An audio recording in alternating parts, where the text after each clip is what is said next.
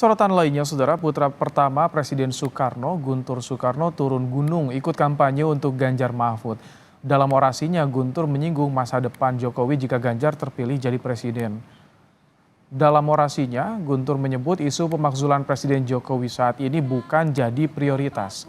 Menurutnya, memenangkan Ganjar Mahfud di Pilpres 2024 yang harus jadi prioritas. Guntur juga menyinggung masa depan Jokowi dalam orasinya ini.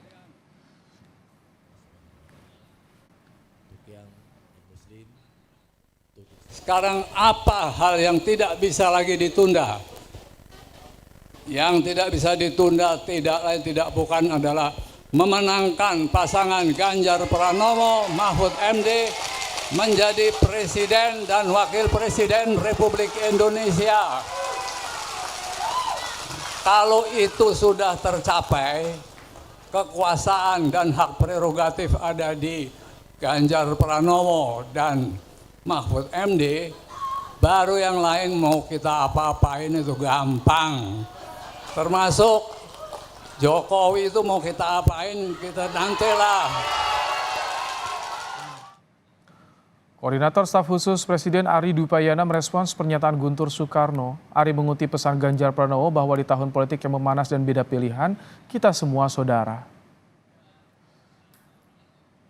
Saya sependapat dengan apa yang disampaikan Mas Ganjar Pranowo ya. Saya kira pesan Mas Ganjar itu mengingatkan kita semua bahwa memang saat ini di tahun politik kontestasi, persaingan itu pasti menonjol ya. Perbedaan-perbedaan politik pasti menonjol. Tapi kita harus ingat bahwa kita sama-sama saudara, satu bangsa, satu tanah air, anak-anak bangsa gitu ya. Dan tentu kita harapkan dalam pemilu kita bukan musuh satu sama lain. Kita adalah satu saudara. Soal untuk membahas soal makna dibalik orasi Guntur Soekarno yang menyinggung masa depan Jokowi jika Ganjar menang, kita sudah bersama dengan pengamat politik dari Universitas Diponegoro, Triyono Lukmantoro. Selamat petang, Patri. Selamat petang, Mas. Selamat petang. Patri, apa yang bisa Anda baca dari pernyataan Guntur Soekarno ini, Patri? Turun gunung ikut kampanyekan Ganjar Mahfud. Satu, pertama turun gunung berarti menunjukkan keseriusan bahwa Terah Megawati itu betul-betul serius mendukung Ganjar Pranowo Mahfud MD. Artinya apa? Mereka menjadi juru kampanye, berbicara di depan umum, memberikan orasi yang luar biasa. Yang kedua, berkaitan dengan nanti bisa kita apa-apain itu yang menjadi saya kira garis bawah pembicaraan kita, Mas. Jadi ini menurut saya adalah luapan atau ekspresi kemarahan, bahkan menurut saya adalah kemurkaan. Ya. Jadi bagaimana Guntur merasa bahwa Jokowi ini luar biasa sudah diangkat, kemudian diajak untuk menjadi pejabat publik dari Solo, Jakarta sampai jadi presiden 2 periode, kok pada akhirnya ya pada titik penutupannya Jokowi malah tidak mendukung PDIP gitu loh ya. Jadi ini itu betul-betul yang membuat Guntur Soekarno Putra ini luar biasa marah. Dan kemudian kalau sudah nanti diberesin ini ya, artinya ada dua pemberesan. Satu, Ganjar Mahfud jadi presiden dan wakil presiden, nanti hak privilege ya, hak prerogatif Joko Widodo otomatis akan dilucuti dan sebagainya sehingga bisa diapa-apain. Ini hanya ekspresi semata atau ada yang lebih dari itu menurut Anda?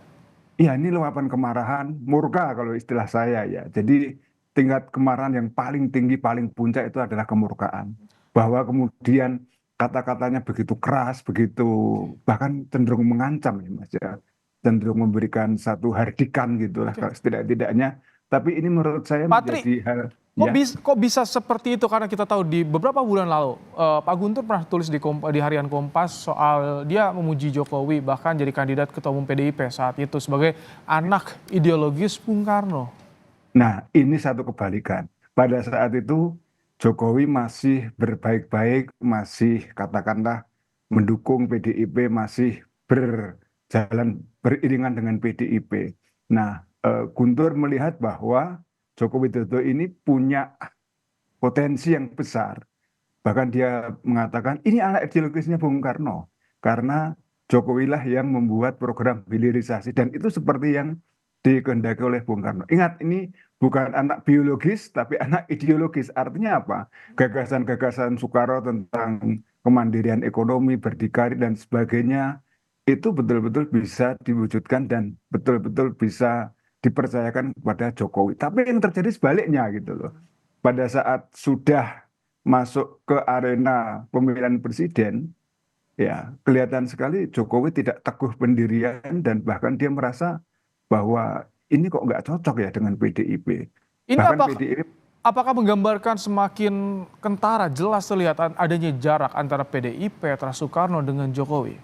oh jelas Mas, kalau kita lihat kemarin pada saat ulang tahun PDIP, Jokowi sama sekali tidak memberikan apapun, tidak memberikan video ucapan selamat, tidak memberikan karangan bunga. Ada karangan Bahwa bunga, pada saat pas ulang tahun Megawati ada karangan pas bunga, tapi ketika itu PDIP, ya betul. Pas pada saat Bu Mega Bu Mega ulang ulang tahun tahun. ada karangan buka. Tapi pada saat PDIP ulang tahun kan tidak. Artinya apa?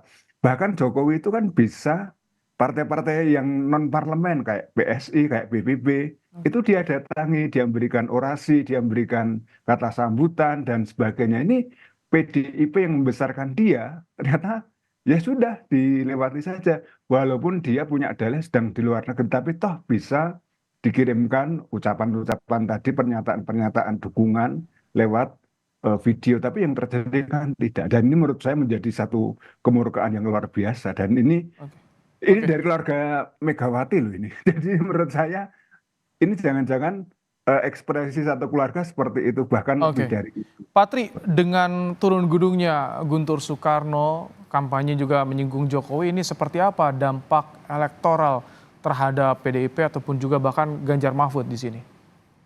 Saya kira kalau dari hasil survei yang baru saja dirilis oleh LSI Indonesia, kayaknya tidak terlalu berpengaruh banyak, Mas. Ya, jadi mohon maaf ya, orang-orang tua ini memang punya pangsa pasar atau captive market yang sudah mapan dan mereka adalah generasi lama, generasi nasionalis lama, generasi yang dibesarkan di era tahun 60-an, 70-an dan sebagainya. Mungkin ragam atau langgam berpolitiknya sudah beda dengan anak-anak sekarang. Jadi menurut saya ini semakin memperkuat saja kelompok-kelompok senior ya nasionalis yang ada di PDIP. Tapi apakah kemudian berdampak pada meluasnya atau semakin meningginya elektoral, efek elektoral? Menurut saya kok tidak. Jadi kalau kita lihat justru generasi sekarang kalau dengan model-model ancam-mengancam kayak gini, hardik-menghardik seperti ini, rasa-rasanya malah tidak nyaman. Rasa-rasanya yang terjadi adalah konflik, Mas. Rasa-rasanya ini membuka apa ya, politik yang seharusnya bisa dijalankan dengan asik, dengan nyaman, ya, dengan kegembiraan, justru yang terjadi sebaliknya. Oh, Seperti itu, Mas. tapi kalau untuk persepsi pada Jokowi ini berpengaruh tidak? Oh ya, kalau persepsi pada Jokowi secara personal ya, Jokowi kan sudah dicap sebagai orang yang tidak loyal, orang yang apa mencela-mencele. Tapi sekali lagi, ini untuk captive market bagi para pemilih yang nasionalis lama istilah saya, nasionalis yang sudah sangat senior. Nah, sekarang apakah nilai-nilai nasionalisme itu masih ada di kalangan generasi muda? Mungkin masih ada, tapi bentuknya, ekspresinya, pernyataan-pernyataannya sangat berbeda sekali, Mas. Mungkin tidak akan seperti itu karena generasi muda sekarang, generasi entah itu namanya milenial atau generasi Z itu ya, itu mengungkapkan nasionalisme bukan dengan cara-cara seperti ini atau kalau mengungkapkan permusuhan ya, tidak dengan cara-cara yang menunjukkan apa namanya luapan amarah dan sebagainya, Mas. Seperti itu. Kalau tadi Anda beranggapan ini justru bukan menguntungkan, bisa justru sebaliknya terhadap elektoral. Apakah harus ada klarifikasikah dari PD Perjuangan misalnya untuk seperti apa sebetulnya makna atau arah dari ucapan Guntur Soekarno ini?